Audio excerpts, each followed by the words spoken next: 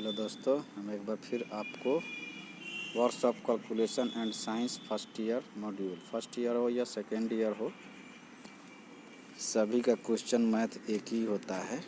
Chapter से थोड़ा सा इधर उधर होता है, मैथ तो सबका एक ही है, फार्मूला सबका एक ही होता है। एग्ज़ाम में पूछा हुआ क्वेश्चन है, सभी बोर्ड मॉडल है, हर एक साल इस क्वेश्चन से टच करता है। चलिए हम आपको स्टार्ट करते हैं। इकाई की प्रणाली के दो प्रकार कौन से हैं? इसका आंसर हो जाएगा आपको सी, फंडामेंटल एंड मौलिक और व्युत्पन्न। मौलिक व्युत्पन्न दो में आ जाएगा। इनमें से मूलभूत इकाई कौन कौन से हैं? इसमें आ जाएगा लंबाई, द्रव्यमान, समय। 3 में आइए, एमकेएस प्रणाली में एम अक्षर क्या दर्शाता है? मीटर। 4 में आइए, 1 इंच में कितने मिलीमीटर होते हैं? 25.4 mm। उसके बाद में क्वेश्चन है 12, 18, 6, 36 का एलसीएम कितना होगा? सब कॉपी पर बैठ के बनाइए, छोटा छोटा ऑपरेशन है, छोटा छोटा कैलकुलेशन है, बना लेंगे आप। इसका आंसर हो जाएगा सी, 36। उसके बाद है 18, 42, 24 का एचसीएफ क्या होगा? तो एचसीएफ 6 नंबर का आएगा, आपको आंसर हो जाएगा 6। इसका हम ऐसा ट्रिक बता देते हैं, सुन के ही आप बना लेंगे। 6, 42, 24 ये तीनों संख्या में मिनिमम संख्या, सबसे छोटा संख्या कौन सा है जो सभी में डिवाइड लग जाए? वही होता है उसका एचसीएफ। सबसे छोटा संख्या कौन सा है जो सभी में डिवाइड हो जाए? 6 है, 6 सभी में डिवाइड हो जाएगा। सबसे छोटा नहीं, सबसे बड़ा, सब हाई एचसीएफ है, सबसे बड़ा। उसके बाद आपको आते हैं दिए गए प्रश्न भिन्न में से अनुचित भिन्न कौन सी है? थोड़ा सा टाइपिंग में अल्टर किया है, 7 का ए हो जाएगा इसका। 8 में आइए, दशमलव भिन्न को साधारण भिन्न में बदलें। इसका आंसर हो जाएगा डी। आप कैलकुलेशन करते रहिए, सरल कीजिए। इसको कैलकुलेट करने के बाद आपको बी ऑप्शन आएगा, आंसर बी। भाग दीजिए, इसको कैलकुलेट करने के बाद आपको डी आंसर आएगा इसका। 11 में आइए,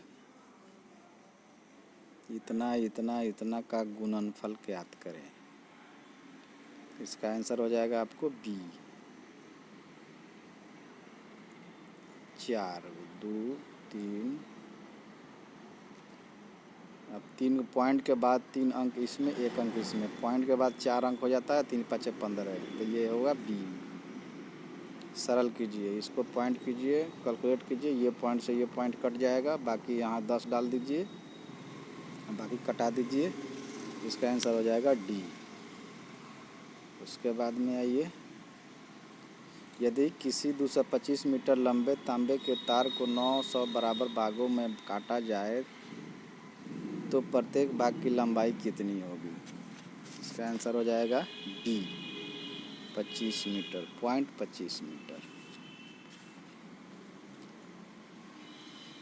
529 का वर्गमूल क्या है? 529 का वर्गमूल आपको हो जाएगा बी, 3×9 बी आएगा। वर्गमूल निकालने का ट्रिक अगर नहीं पता है तो मेरे चैनल पर पहले से अपलोड है, मैं उसका डिस्क्रिप्शन में उसका लिंक मैं डाल दूँगा। बी आंसर होगा इसका। 15 में 0.017 का वर्गमूल क्या होगा? इसका भी आंसर होगा आपको बी। 16 में आइए, अनुपात की परिभाषा क्या होती है? एक ही तरह की दो मात्राओं का संबंध, यही होगा इसका आंसर। 4 किलो और 800 ग्राम में क्या अनुपात होगा? 17 का आंसर हो जाएगा ए। 4 केजी माने 4000 और 800 का अनुपात काट दीजिए, तो इसका आंसर हो जाएगा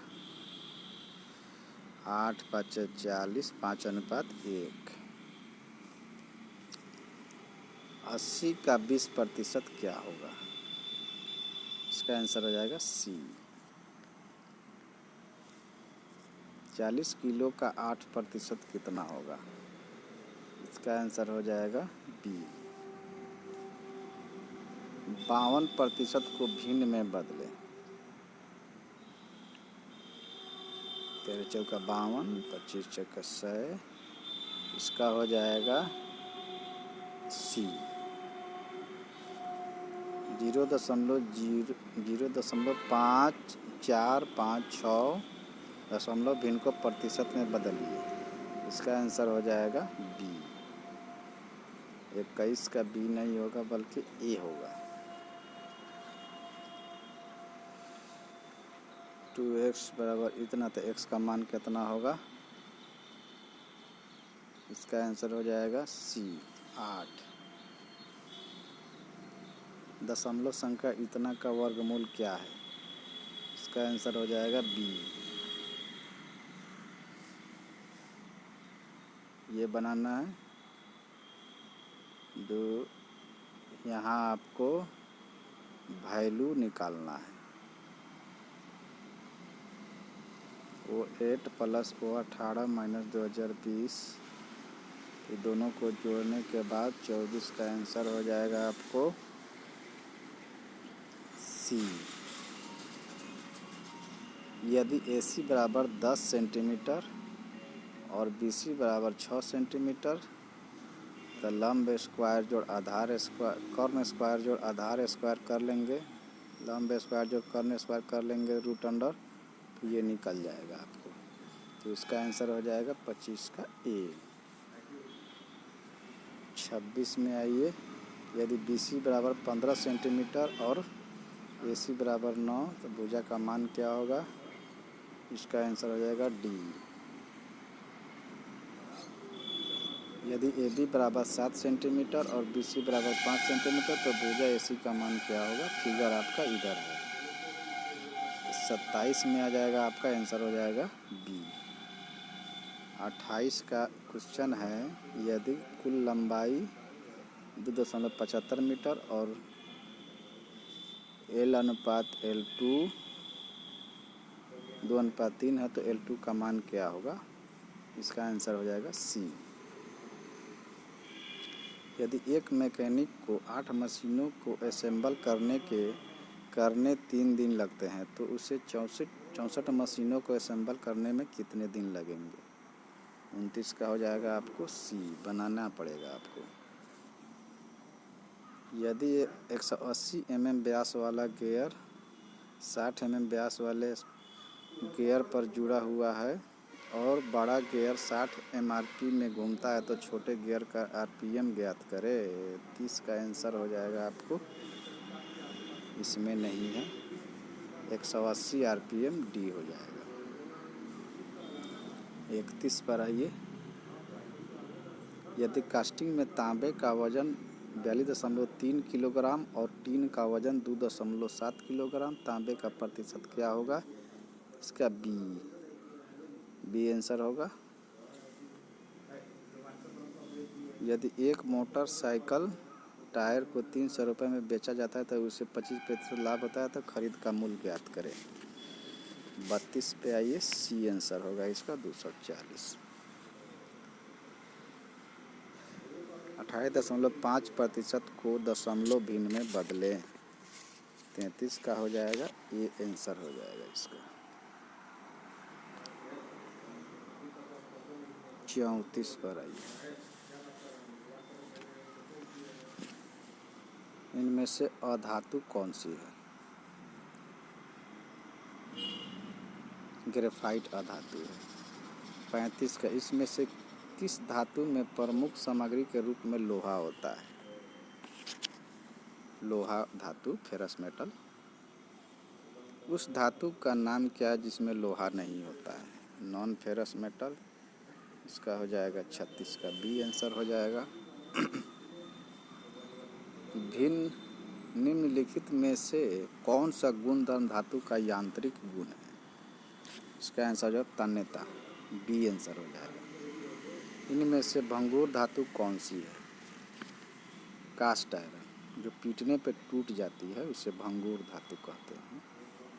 धातु की कौन सा यांत्रिक गुण एक काटने के उपकरण में लोचदार विरूपण के लिए प्रतिरोध प्रदान करती है? इसका आंसर हो जाएगा कठोरता, काटने के लिए हार्डनेस चाहिए। धातु की कौन सा गुण बिना फ्रैक्चर के अस्थायी विरूपण के गठन में सक्षम होती है? इसका आंसर हो जाएगा बी, प्लास्टिसिटी, माने वो लमर जाए और टूटे नहीं। 41 पर आइए। धातु की कौन सा गुण बल लगने पर विरूपण तथा बल हटाने पर वापस आने पूर्वावस्था में आने की क्षमता रखता है?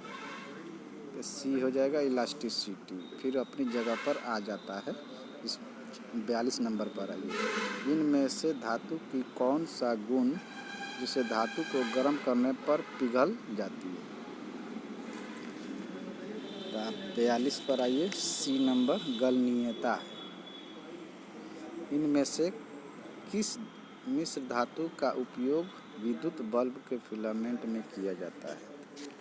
सी टंगस्टन का, विद्युत बल्ब का फिलामेंट टंगस्टन का बना होता है। पीतल में कौन कौन सा मिश्र धातु होती है? कि सी आ जाएगा तांबा और जस्ता। 45 पर आइए। इनमें से कौन सा ढलवा लोहा वेल्डिंग नहीं की जा सकती? बी आंसर होगा सफ़ेद ढलवा लोहा।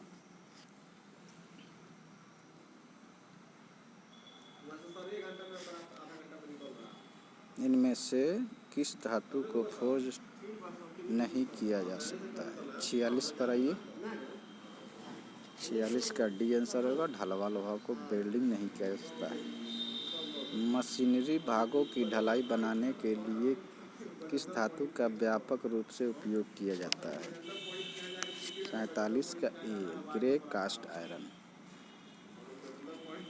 लौह अयस्क के पग आयरन बनाने के लिए किस भट्ठी का उपयोग किया जाता है? सी, ब्लास्ट फर्नेस का उपयोग किया जाता है। 49 पे ढलवा लोहा बनाने के लिए किस भट्ठी का उपयोग किया जाता है? क्यूपला भट्टी। 50 पर आइए। निम्न कार्बन स्टील का दूसरा नाम क्या है? D, mild steel. आज के लिए इतना ही। 50 क्वेश्चन, फिर क्वेश्चन को पूरा बनाइए, पढ़िए, फिर इसके बाद 50 के बाद फिर आपको क्वेश्चन मिलेगा।